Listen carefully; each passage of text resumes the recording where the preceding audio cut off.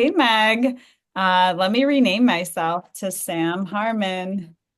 All This will right. be today. Good morning, good afternoon. I don't know what time it is, what day it is, what It's month. like a good morning, good afternoon combo. And you're in Syracuse, so you're in between the winter spring combo also. Yes, indeed. It was like 64 yesterday. I think it's back to 20 something today, though still sunny.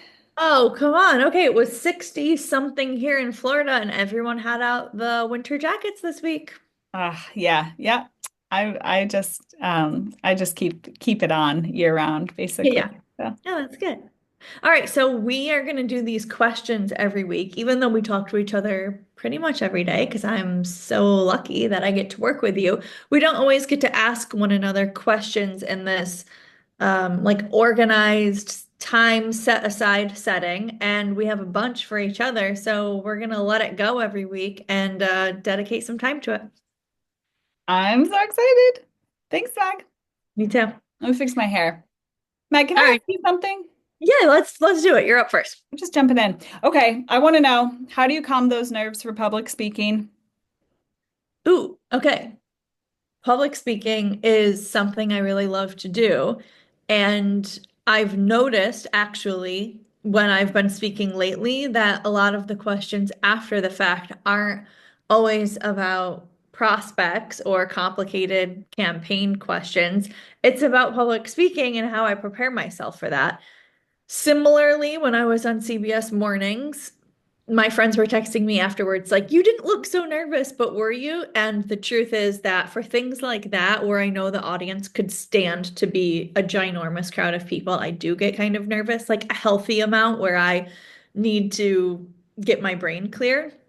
But as just a person with anxiety every single day, I take a beta blocker. So for like almost 2 years, that's been my life. So there's something to be said about that because I know people take beta blockers actually for performing and speaking. So that's just regular me. Right? And because I love public speaking, I feel like I just try to be very, very quiet beforehand. Sometimes I'll even listen to a podcast, like Dax Shepard's podcasts, things that make me laugh or just make me get into like a quiet flow in my head of listening intently to people's conversation.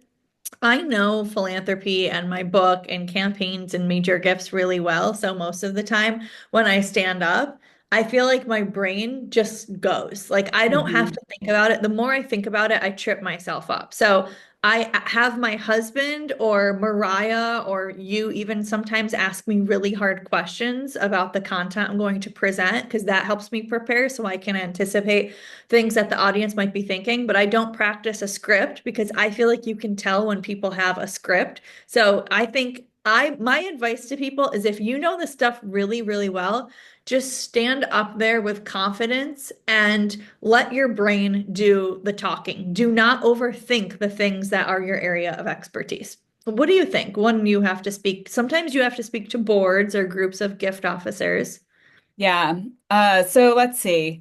I have that same experience where sometimes you're like the last time I had to do it, it was kind of like it was for board service. It was a gala type event for a board that I was serving on, and I had to go up to the podium and I think introduce some awardees or something. And I had my little paper that I had my script on, and like right before I was to go on stage, my hands are sweating so much. My heart is racing physically, like I don't know, am I going to be able to speak? But then I got up to the podium and just like blacked out and started talking. My script, I didn't look at it. I just started Yeah. ad-libbing and it turned out fine. And in my everything just like my like I didn't freeze. I was like that I had that quick moment where I was like, "Oh my gosh, I'm blank. What am I even doing here? What am I going to say?" And then once I started talking, I was like, "This is somewhat dangerous because I feel like I could I just know.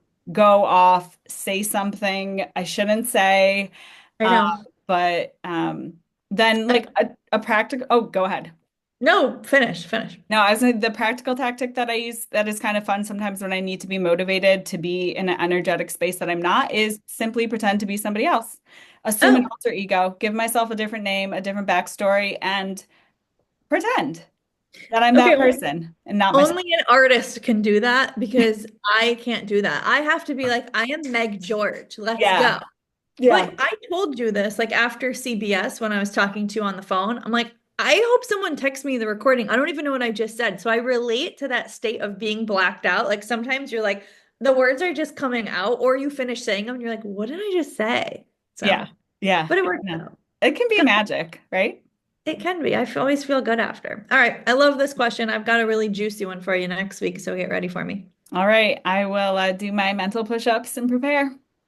I'll see you then, but probably before then. That's right. Thanks, Meg. Thank you. Talk to you. Bye. Okay. Bye.